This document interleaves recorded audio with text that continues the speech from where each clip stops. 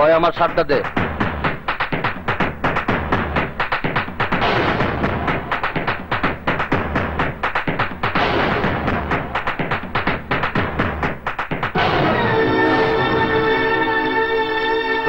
ওই তো ডন। মোল্লা, মোল্লাটা কে রে? ও বেদমিস, চৌধুরী বাড়ির চাকরের পোলা। এই পঙ্গপালের দল, তোরা হেলে কি চাস? চাই এই ছেলেটির রিলিফের ভাগ, আর চাই এই ছেলেটিকে যে আঘাত করেছিল তার শাস্তি। চুপ বেদমিস, আমাকে বাজারে শাস্তি চাস তুই? তুই জানোস উনি কে? জানোস উনি ছেলে কি করতে পারে? জানি, কিন্তু তোর ভাই যেই হোক না কেন, ন্যায়ের স্বার্থে আমি কাউকে ছাড় দিতে নারাজ। তোদের গুদাম ভর্তি রিলিফের মাল গরিবের হক, আর সেই হক তাদের হাতে তোদেরকে তুলে দিতে হবে। ভালো চাইলে এই ছেলের বাবার হাতে তার রিলিফের চাল আর চিকিৎসার টাকা তুলে দে, নইলে সব তোকে হারাতে হবে। ওই চাই সালারের টাকা রিলিফ দিয়ে দে, যা।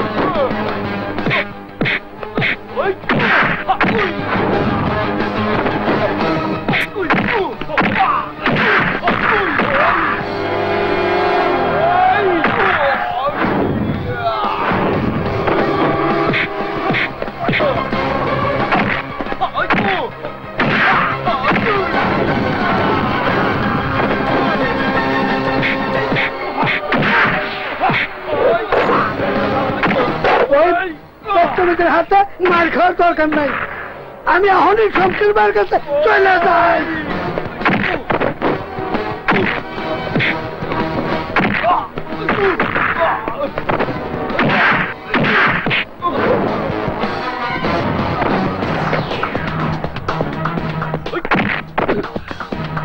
হারাম খেয়ে খেয়ে তোদের গায়ে চর্বি জমে গেছে, সেই হারামের ভাগ আমি কিছুটা কমিয়ে দিয়ে গেলাম। এসো তোমরা, এই রিলিফ তোমাদের হক, তোমরা নিজেরাই সেই হক তোমাদের বাড়িতে নিয়ে যাও। এসো।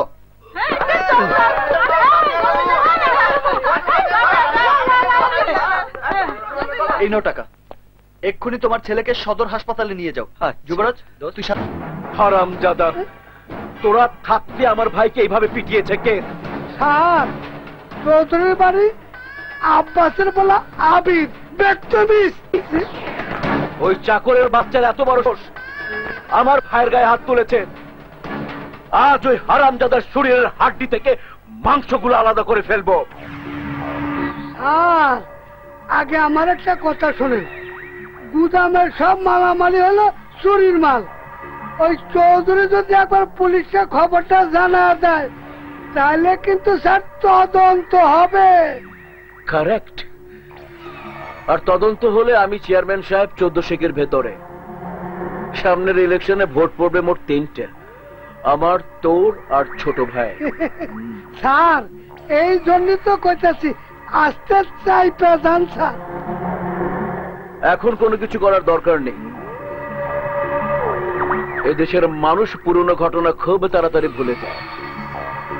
সামনের কোরবানির ঈদে 4টা মহিষ জবাই করে গ্রামের মানুষকে আমি নিজ হাতে খাওয়াবো। পরের ইলেকশনের সব ভোট আমার পকেটে। তারপর ওই আবিরকে আমি দেখে নেব। এ তুই কি করছস? এ তুই কি করছস? গ্রামে আসতে না আসতে দাঙ্গা হাঙ্গামা শুরু করছস। ইসরে চৌধুরী সাহেব রে আমি এখন কি জবাব দেব? চৌধুরী সাহেব জানতে পারলে তোরে পিটায়া গ্রাম ছাড়া করব। কেন তাড়িয়ে দেবেন? আমি কি অন্যায় কিছু করেছি নাকি? আরে চোখের সামনে একটা বাচ্চা ছেলেকে রক্তাক্ত অবস্থায় দেখার পরেও প্রতিবাদ না করে হাত গুটিয়ে চলে আসবো? বাবা, তুমি না আমাকে ছোটবেলায় রবীন্দ্রনাথের কবিতাটা পড়িয়েছ, অন্যায় যে করে আর অন্যায় যে সহে, তব ঘৃণা যেন তারে তৃণ সমদহে। তারপরও কামটা তুই ভালো করস নাই। তুই আমার একমাত্র সন্তান হইলেও ছোটবেলা থেকে চৌধুরী সাহেব তোরে নিজের সন্তানের মতো লালন পালন করছে, উচ্চ শিক্ষায় শিক্ষিত করাইতেছে। আর তুই কি না লেখাপড়া শিখা মারামারি শুরু করে দিত। ও যা করেছে ভালোই করেছে আব্বাস। সাহেব, এ আপনি কি কইতেছেন? আমি ঠিকই বলছি। বড় বাবা, হ্যাঁ আবির, তোর জায়গায় আমি থাকলে আমিও একই কাজ করতাম। আজ তুই যা করেছিস তাতে চৌধুরী বাড়ির মান সম্মান অনেক উঁচুতে উঠে গেছে। সাহেব, চৌধুরী বাড়ির কেউ কখনো অন্যায়কে প্রশ্রয় দেয়, আর তুই এই চৌধুরী বাড়ির সন্তান। I am proud of you, my son. Proud of you. Thank you বড় বাবা। নেতাটা হুজুরে কি কইলো? Powder of. যা, তুই বুঝবি না, যা কামে যা। এবার বল, তোর পরীক্ষার খবর কি? খুব ভালো হয়েছে বড় বাবা।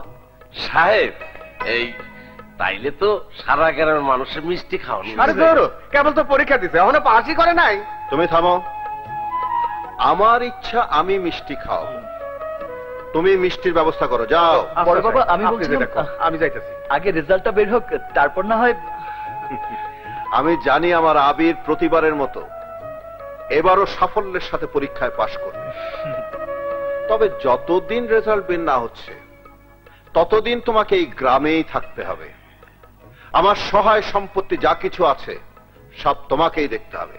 মাখন, শামীম, জি হুজুর, জি। সবকিছু বুঝিয়ে দেওয়ার দায়িত্ব তোমাদের দিলাম। জি জি। রাইট? রাইট বড় বাবা।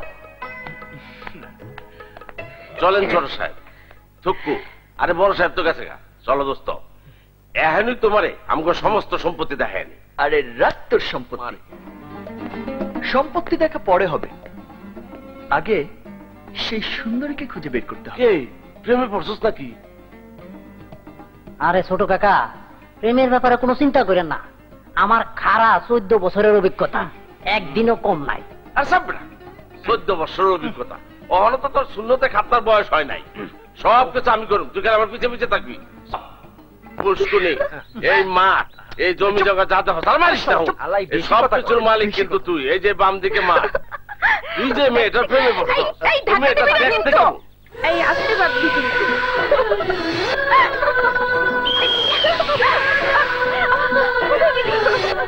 এই যে এখানে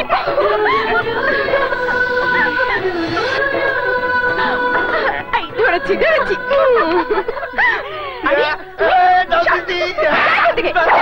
আরে কোথায় গেল? এবার তোর পালা।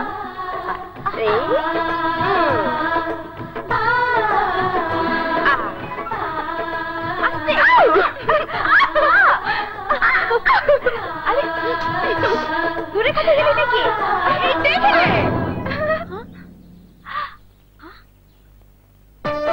তুমি? আমি না ধরলে আপনি কাটা তারে পরে আঘাত পেতেন। আঘাত পেলে পেতাম, কিন্তু তুমি আমার শরীরে স্পর্শ করলে কেন? বদমাস ছোট লোক। আরে বাহ, এই জন্যই বলে উপকারীকে বাঘে খায়। কোথায় আমাকে ধন্যবাদ দেবেন তা না করে উল্টো আমাকে। চুপ! প্রথম দেখা থেকে তুমি আমার পিছু নিয়েছো, এবার আমি তোমার মতলবটা বুঝতে পেরেছি। সত্যি বলছেন? দেখো, এরপর যদি আমার পিছু নাও তাহলে তোমাকে। আমরা পাটার গুতা দিয়ে গেল। চল।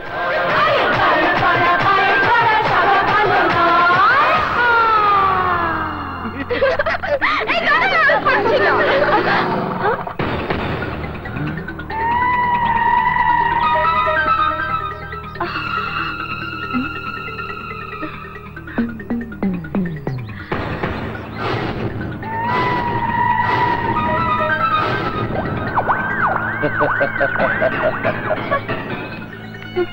So sweet.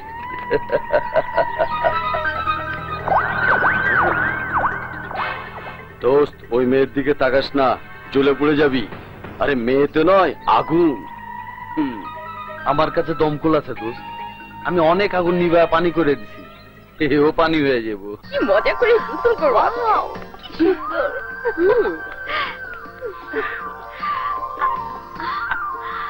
আস্তে আস্তে নাম। আগে আমি নামবো।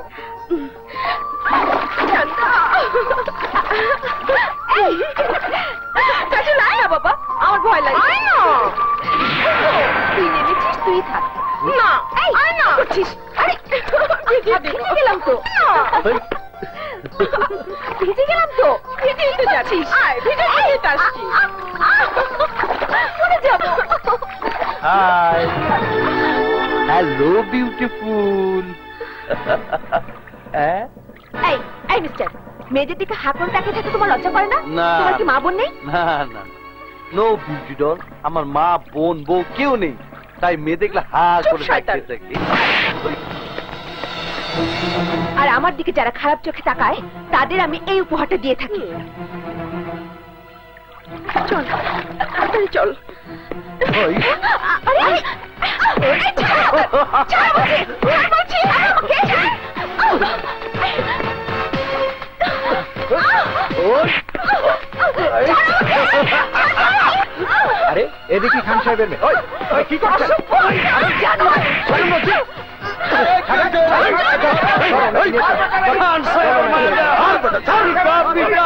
তুলা ধুলা কর।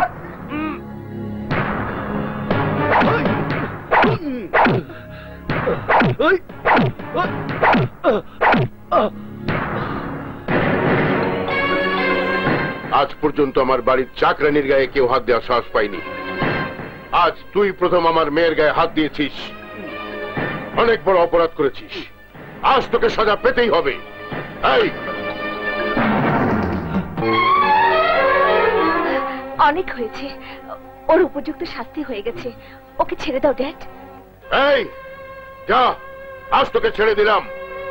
ভবিষ্যতে এমন কাজ করলে তোর ঘাড় থেকে আমি মাথাটা আলাদা করে দেবো। ওয়ালাইকুম আসসালাম। শমশের, তুই আমার বাড়িতে কি মনে করে? আমার ছোট ভাইয়ের বিয়ের প্রস্তাব নিয়ে এসেছে। না শমশের তালুকদার, না। তোর ভাই একটা চরিত্রহীন, আর কোন চরিত্রহীন ছেলের সাথে কোন মেয়ের বাবা জেনে শুনে তার আদরের মেয়ের বিয়ে দিতে পারে না। এর আগে সবারই একটু একটু চরিত্রের দোষ থাকে খান সাহেব। আমি নিজেই তো আপনার অনেক কুকর্মের সাক্ষী। বিয়ের পর চরিত্র তুলসী পাতার মতো সাফ হয়ে যায়। আমার ভাই আপনার মেয়েকে পছন্দ করেছে, আর আমি আমার ভাইয়ের পছন্দের জন্য সবকিছু করতে পারব। তাই আমি আপনাকে অনুরোধ করছি, এই বিয়ের প্রস্তাব মেনে নিন, এতে আপনার মঙ্গল হবে। আমার কিসে মঙ্গল হবে আর না হবে তা তোর কাছে শিখতে হবে না।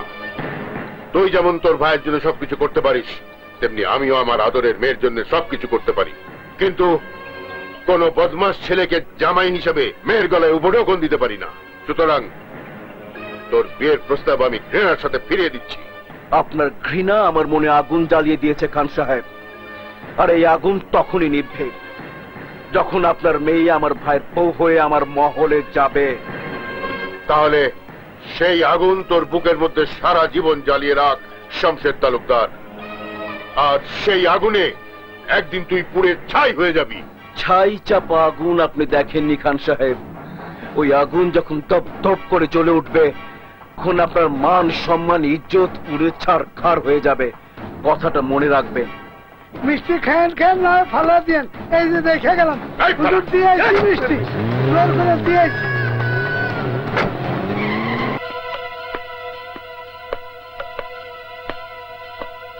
খবর ভালো নয় খান সাহেব। মানে? সর্বনাশ হয়ে গেছে। ওই জমির মাস্টারকে আহত করার মামলায় আপনি হেরে গেছেন। কি বলছো তুমি? ঠিকই বলছি স্যার, আপনার জামিন বাতিল করে 1 মাসের জেল দিয়েছে। আপনাকে থানায় গিয়ে সারেন্ডার করতে বলেছে স্যার। যদি না যান তাহলে আপনার বিরুদ্ধে ওয়ারেন্ট জারি হয়ে যাবে। মান ইজ্জত নিয়ে টানাটানিতে পড়ে যাবেন।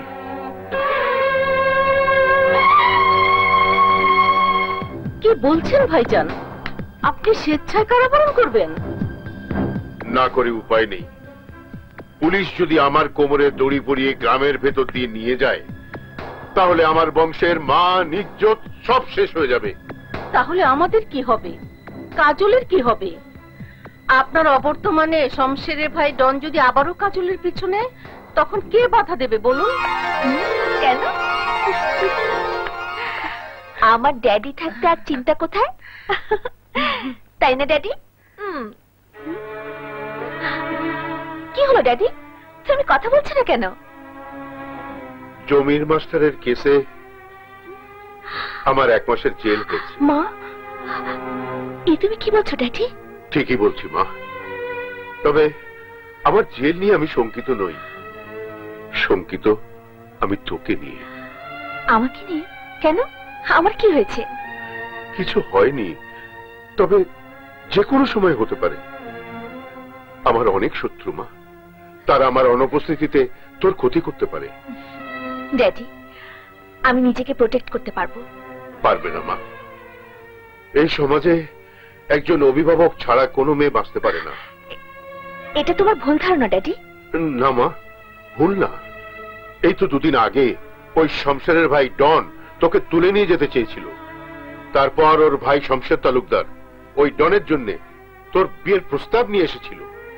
আমি তাকে ফিরিয়ে দিয়েছি, সে আমাকে শাসিয়ে গেছে। তোকে ওর বাড়ির বউ করে নিয়ে যাবেই। এত সস্তা নয় ড্যাড। শমশের তালুকদারকে তুই চিনিস না মা, ওর কাছে কিছুই অসাধ্য নয়। আর একবার তোর কিছু হলে তার ফিরিয়ে আনা যাবে না। কোটি কোটি টাকা খরচ করেও ইজ্জত ফিরিয়ে আনা যাবে না। তাই আমি ঠিক করেছি, আমার জেলের সময়টুকু তোকে আমি আশরাফ চৌধুরীর কাছে আমানত রেখে যাব। আশরাফ চৌধুরীর কাছে? এইসব কি বলছো তুমি? তোমাকে মাথা খারাপ হয়ে গেছে? আশরাফ চৌধুরী আমাদের শত্রু। শত্রু হলেও চৌধুরী একজন সৎ মানুষ, মেয়েদের ইজ্জত করে, সম্মান করে, আর আজ পর্যন্ত কোনো আমানতের খেয়ানত করেনি। না ড্যাড, আমি ওখানে যাব না, আমি এখানেই থাকবো। না মা, না, জিদ করিস না। আমি যা বলছি তোর মঙ্গলের জন্য বলছি। আমি বাবা হয়ে তোকে এইসব জানোয়ারদের মাঝে একা ছেড়ে যেতে পারি না। আচ্ছা মা, তুই তোর কাপড় চোপড় গুছিয়ে নে। না ড্যাড। আর কোনো কথা নয়, আমার সময় নেই, যে কোনো সময় পুলিশ এসে পড়তে পারে। কুসুম, তুইও তৈরি হয়ে নে। আচ্ছা আজ মামা। থেকে তুইও কাজলের সাথে ওই বাড়িতেই থাকবি। হ্যাঁ, ঠিক আছে। যা। ড্যাড। মা লক্ষ্মী। বর্ষাপ বর্ষাপ, খান সবাইতাছে। খান সাহেব আমার বাড়িতে? আয় মা।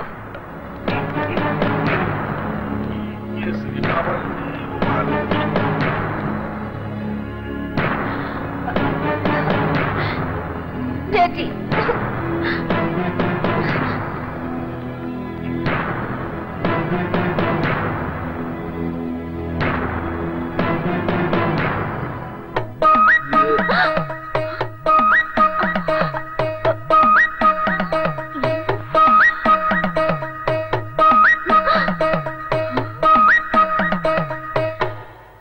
আশরাফ চৌধুরী, আমাকে আপনার বাড়িতে দেখে নিশ্চয়ই অবাক হয়েছেন।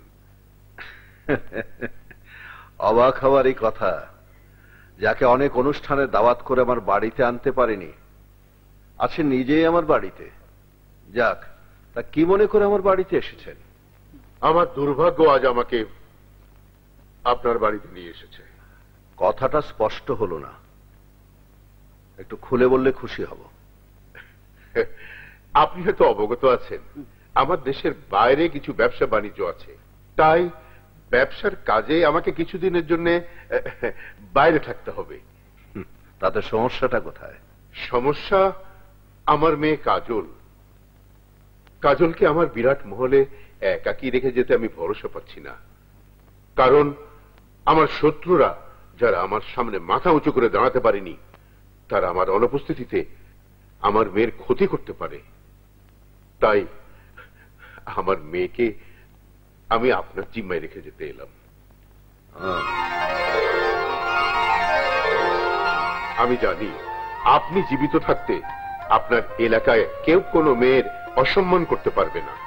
তাই আমার বিদেশ থাকাকালীন 1 মাস সময় আমার মেয়ে কাজল আমার আমানত হিসাবে আপনার হেফাজতে থাকবে। সেই সাথে ওর ফুফাতো বোন কুসুম আর বাইরের গাড়িতে কাজলের 1 মাসের খাবার আর পোশাক। না না না খান সাহেব, আপনার ওই খাবার আর পোশাকের প্রয়োজন হবে না। আপনার মেয়ে আমার বাড়িতে আমার মেয়ের মতোই থাকবে, আর বাবার বাড়িতে মেয়ের কোনো সুটকেস নিয়ে আসার দরকার নেই। সুটকেস ফেরত নিয়ে যান। ড্যাডি কাঁদিস না মা, তুই এখানে খুব সুখেই থাকবি, এ আমার প্রচন্ড বিশ্বাস। চলি মা, আসি চৌধুরী সাহেব।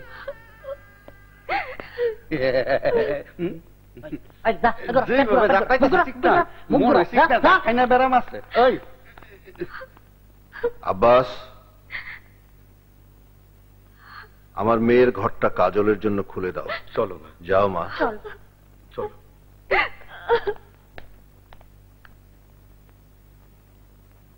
মাখন, এ তো উল্টো হয়ে গেল। শত্রু এসে একেবারে তো বাড়িতে ঢুকে গেল। এবার কি হবে বলতো? আল্লাহ জানে মাহবুব, ঝড় তুফান যত কম হয় ততই মঙ্গল।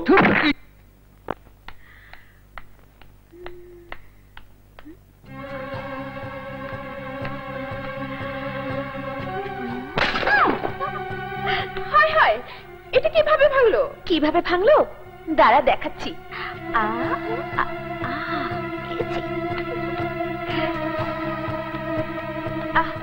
কিভাবে?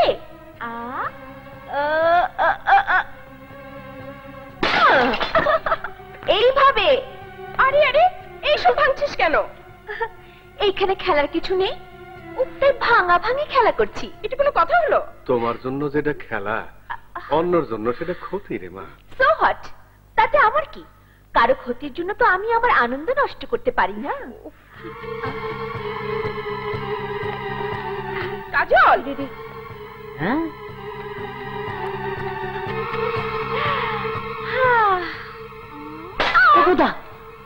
এই যে ম্যাডাম, এসব পাগলামি খেলা খেলতে হলে নিজের বাবার বাড়িতে গিয়ে খেলো। ঠিক আছে, আমাকে বাবার বাড়ি দিয়ে এসো, তাহলে আর ভাঙবো না।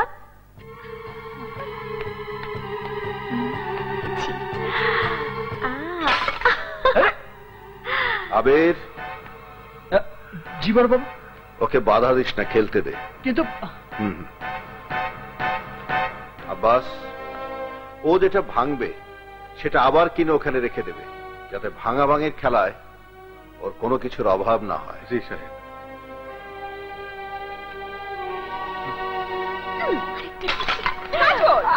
তুই শুরু করেছিস, আর এগুলো ভাঙছিস কেন? তুই এসব বুঝবি না। এটা হলো আমার চালাকি, যাতে ওরা বিরক্ত হয়ে আমাকে আমার বাড়িতে রেখে আসে। আমার এখানে আর ভালো লাগে না। এগুলো ভাঙলে ভালো লাগবে? আচ্ছা, তোমার চালাকি আমি বের করছি। এমন শিক্ষা দেব, ভাঙা ভাঙির কবে যাও।